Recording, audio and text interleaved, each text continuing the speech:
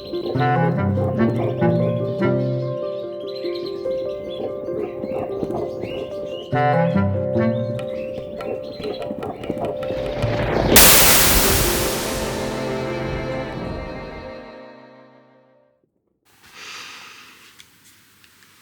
guys, hello everybody, welcome back to the Buda studio here in the capital of Hungary to the 2026. So we were talking about this huge flow of history which has been so manipulated and which we so have to clarify. And in this flow, we try to go back to the source of all evil, let's say the program error, which has struck our civilization at some point in history, and since then the world is out of joint, as we said. So we were back 4,000 years from now, back in so-called Mesopotamia or Sumeria, which is the Middle East, where things really went wrong under a false flag, actually, and this false flag is Semitism, as we have already mentioned, and we shall further mention in this episode and also later on. So the person we were talking about is Abraham, but we will continue with his persona in the next one. Here, I'd like to talk about the broken paradigm as such, the program of the break, which struck our life, and the resonance or the resonation of which we can feel in our lives to this very day, in our relationships, in our own soul. Even the crack runs along, and so this paradigm crack is what we need to focus on. So I already spoke about the Mago, the seed, as the basic law and program of life, from the cosmic to the human, all the way to the natural scales and levels and dimensions in all dimensions of this universe. The seed, the Mago, is the law. It is the law. It is the basic program of life, and it is this which was broken 4,000 years ago systematically, and that break has been passed on into all other walks of life and all other dimensions and all other aspects of human life. I cannot go on. I'm sorry I couldn't go on with the thought. There's just too much pain involved with all of this, but so we need to talk about the crack, and I really want to keep going with this. So the break, the paradigmatic break that appeared around 2000 BC in Sumeria, the systematic break, as we will observe, it's an extended coup against the system that lived there before. And indeed, this coup, this extended coup over many centuries and even millennia, overthrew the previous order, which was an organic, seed-based order and civilization, and the so-called Semitic movement overthrew the previous one. And ironically, the Semitic one, as we will see, is actually the anti-Semitic one, is the broken one. which masquerades as wholesome, holistic, and holy. You know, the seed breaking, sold, and pretending to be as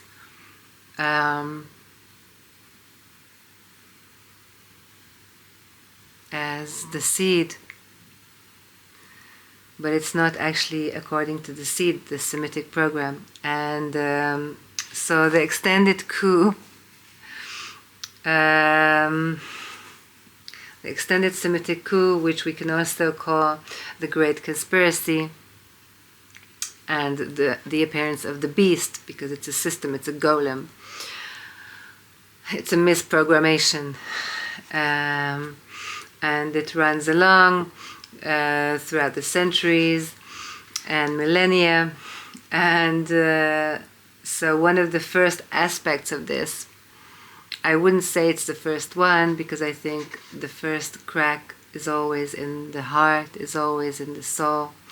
But the second crack, the second step of the crack, which here is in my Mago book, the first aspect of the coup is the social religious coup, the second the narrative coup, and the third is the linguistic coup. But so here we concentrate on the linguistic coup, because here I can really demonstrate to you how the seed pattern and program was broken. So I need to read from from my booklet here, the beast and the coup. And there is the beast, and we will see who he is. The Semitic descent, yes, and this is the seed breaking, the model and illustration of seed breaking. And in a minute we will see how that seed breaking actually takes place. So social religious coup, narrative coup, and number 3 is the linguistic coup. The Semitic crack is a language system-based mental program practically breaking the original organic seed structure of language and thus miscoding everything. It's a radical cut in linguistic holism down to the bone. Okay, so number 1 in the chapter of the linguistic coup is the vowel consonant break.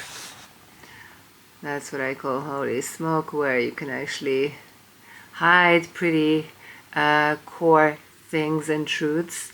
And the number 1 aspect of the Semitic language is the vowel consonant break. And you know, in writing, in the Hebrew alphabet, for example, you don't write the vowels which stand for the feminine. So the feminine is omitted even from writing. It's obviously a conscious program, but it runs in your unconscious, so you don't even realize what you're doing when you're omitting the vowels, which are the feminine. You are omitting the feminine. You are leaving it out. You are expelling it. Number 2 is the radix breakup. The radix is the ancient core word, which was a fusion and still is in some languages. Here and there we can still find radixes. And the radix is a word, an ancient root word, in which the verb and the noun are one form. So it's a 2-in-1. In one word you get 2 meanings, one a verb and one a noun. And this is what a radix is. And the language, the seed language, is based on these radixes, because these radixes are like seeds, word seeds. Okay, so this goes really, really deep and far, and I don't want to, bore you with this. But if you're interested, this was my primary number 1 main discovery, that languages used to have a seed structure. And here I will show you my little models of how actually languages should be structured like a seed in logic. So the core of the core in the center is the radix, in which 2 in 1, the verb and the noun are fused, and the verb and the noun are like feminine and masculine. The verb is the masculine, obviously, and the noun is the feminine. Just like we can say that vowels are feminine and consonants are masculine. So in the core of the core in language, you have the radixes.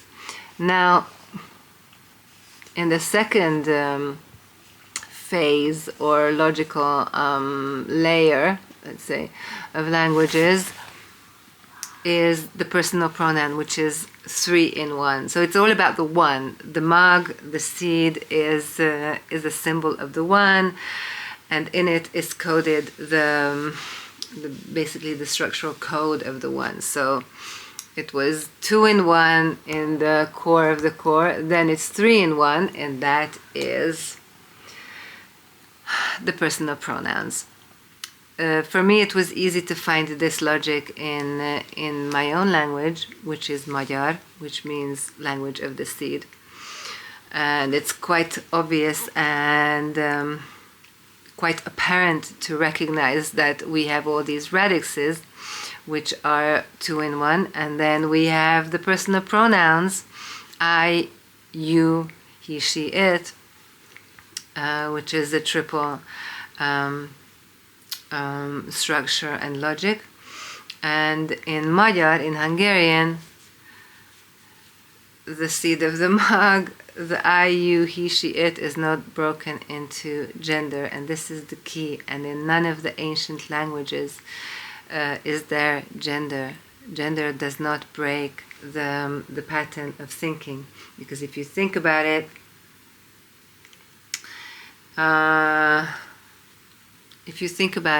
the he, she, it breaks your world. It breaks the way you think. It's not only unnecessary to have the gender, and actually in some languages really quite confusing and arbitrary, like the gendered nouns. But gender puts an obstacle in your mind. Just think, when you think and talk about God, it becomes it. First of all, it. What's an it, or a he, or a she? But God is neither of the three. Whereas in Hungarian, the I, you, he, she, it sounds like this. In, te, ő. The I, or me, is the in. The you is the te, and the he, she, it is one single word and sound, actually, which is ö. And this way, our image, not only our image, but our relationship to God and anything, even nature, is not broken by gender, but ultimately just broken. Like, I'll show you the English pattern in the English language. I, you, he, she, it. In the he, she, it, it's broken. But originally it shouldn't be broken. And so where this break stems from is the Semitic languages, which are comme ça, like these, Hebrew and Arabic. Right? Yes. Hebrew and Arabic. These are the Semitic languages. These were the first Semitic languages. The first mark pattern breaking languages, Hebrew was. Or one could argue it was Akkadian, but we will not go there now. Actually, we might. So how the original, this is Hungarian, and this is supposed to be the same as Sumerian, because Hungarian is Proto-Sumerian, or the other way around, as you wish, but Magyar, seed, the language of the seed, the structure of the seed, in the personal pronouns, it should be like this. Actually, I didn't go into the third layer. After the 3-in-1 personal pronouns, there's the all-in-one, which is a code. These codes I found myself, and it's kind of my discovery. So the all-in-one, which is the outermost layer, is the concentric structuring of languages, which basically they call them agglutinating languages, but actually it's more the magnetism of the radix that keeps the whole structure of either a word or a sentence together. We agglutinate these parts so it all stays in one. And this is also a code of unity, which means that all units belong in one form, in language as well as in the world, in the universe. So actually the Magyar language, the Hungarian language, the seed of the Mag, the seed, the language of the seed or Mag, is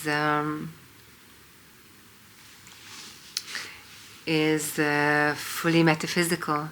It hides very, very deep metaphysical, actually all the metaphysical secrets, all the secrets of metaphysics, which means the world beyond the visible.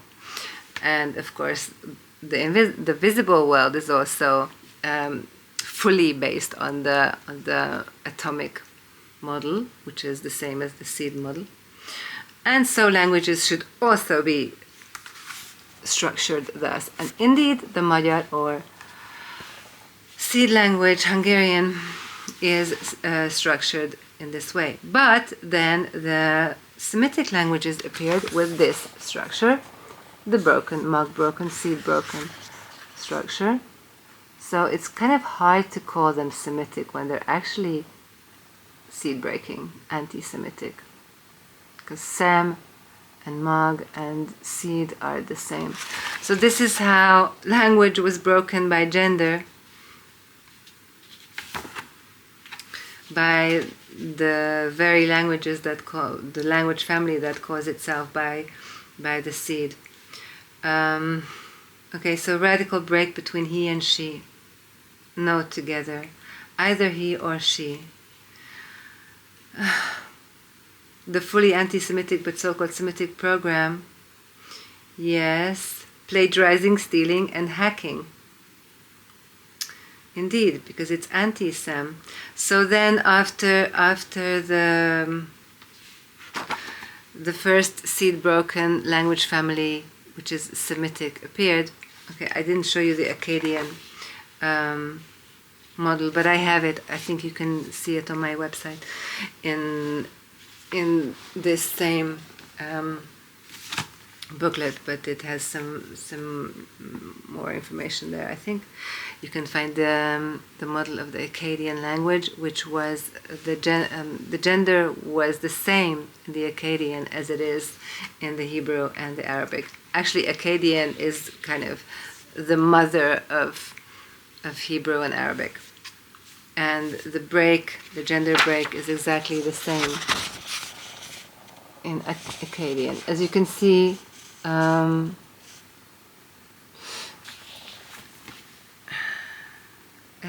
see, in the Semitic languages, not only the he/she is broken into two genders, either he or she, which is hu he or huwa hiya in Hebrew and Arabic, but also the you is broken.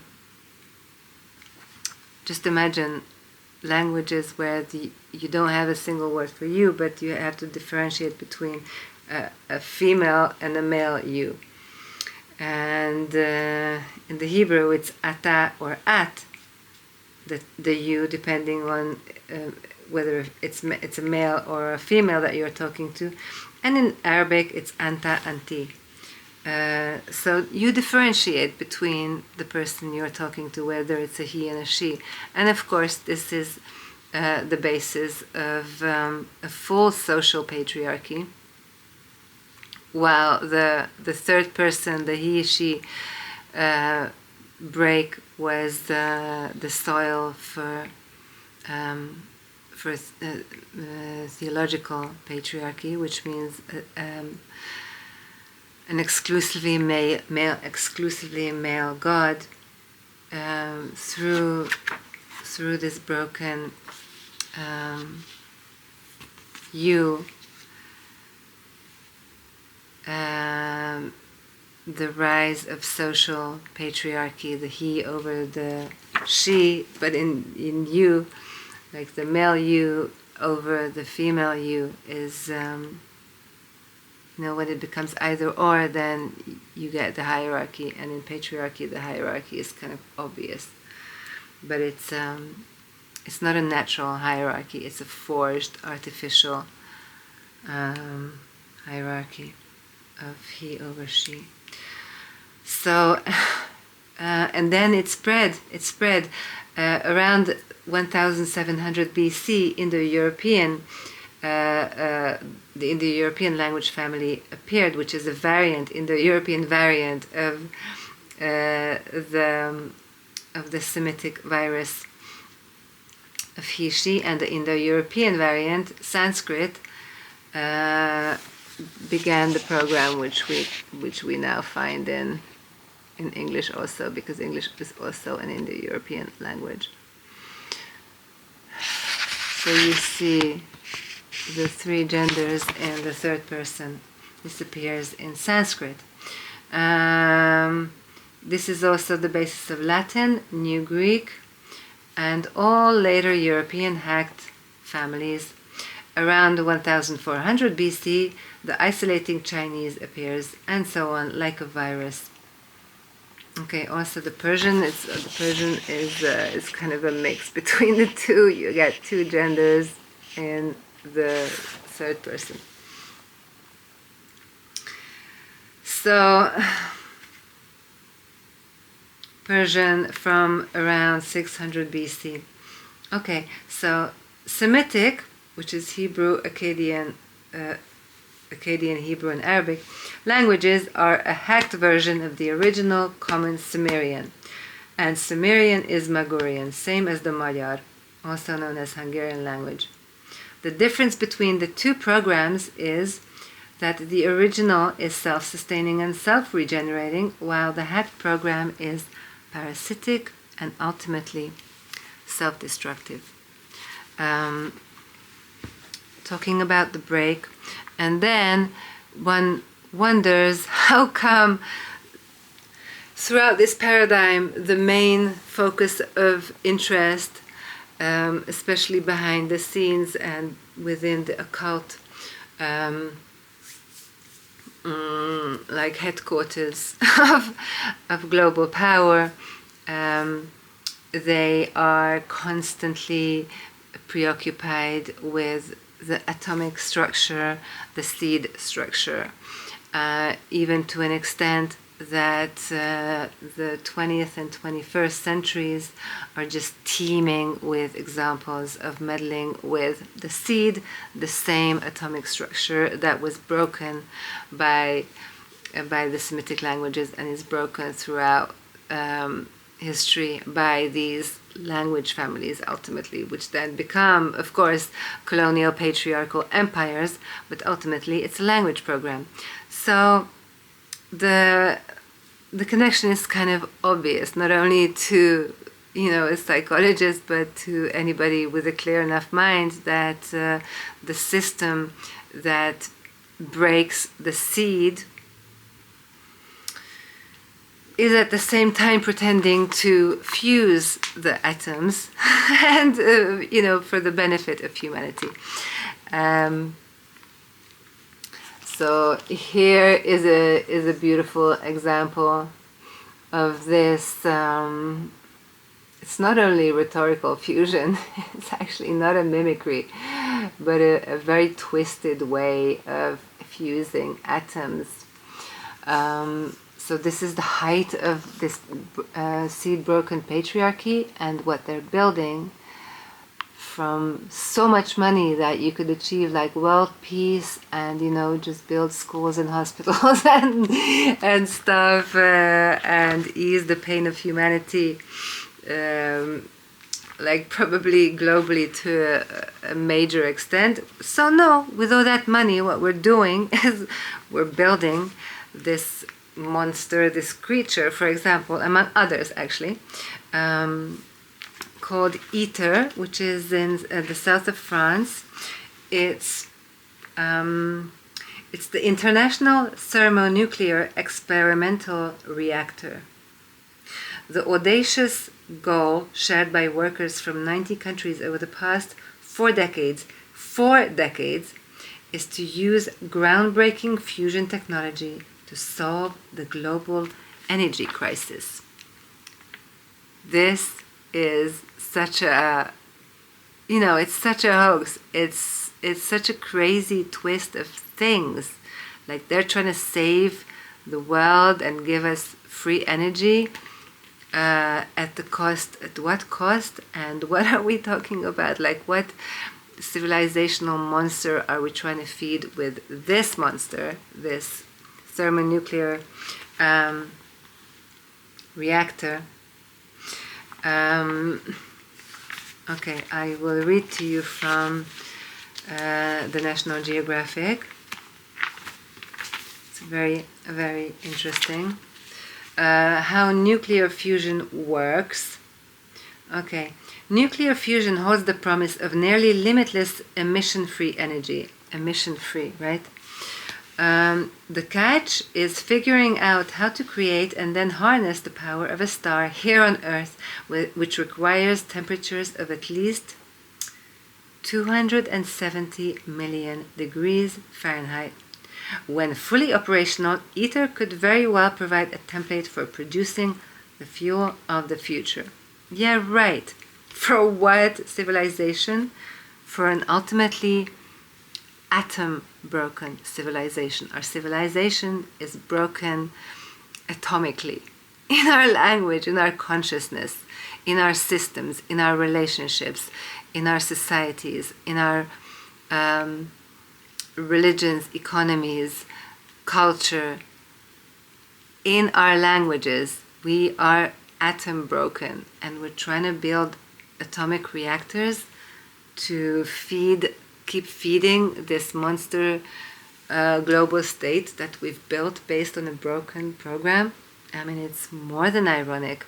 You have a broken seed, a broken atomic basic paradigm. It's about to fall apart, and you're trying to save it with a big machine that pretends to actually fuses atoms, but does not solve the basic atomic crack of our civilization. Right? What we should do is really refuse our languages. We should end gender. We have to take the gender out of language. Ultimately, we have to take the virus program out of our system and not build something like this to make more energy, to watch more films, or to use more mobile phones, or have more machines around. I mean, right? What else for? The basics of fusing atoms. I'm not going to go into it, but it's so occult, and it's like if you see how a language is supposed to be an atom and is broken by the very simple tool of the gender, and then you see this complex creature which is being built, an atomic reactor. I hope you see the parallel and the irony and the sadness, and basically the brainwash. I mean, they're selling us ITER as a savior, as salvation, but actually it's not going to solve us. Hopefully it's not going to destroy us either, but ironically it's actually pointing to the place where things are ultimately messed up in our societies, in our paradigm. which is that the basic atomic structure of our thinking, feeling, being is broken. This is the broken pattern that has caused all the societal ills. It has caused our demise, the breaking of the seed. It's so tiny, so invisible, but please think about it. What the broken pattern based on gender, what the broken pattern has caused ultimately. Thank you very much. Bye.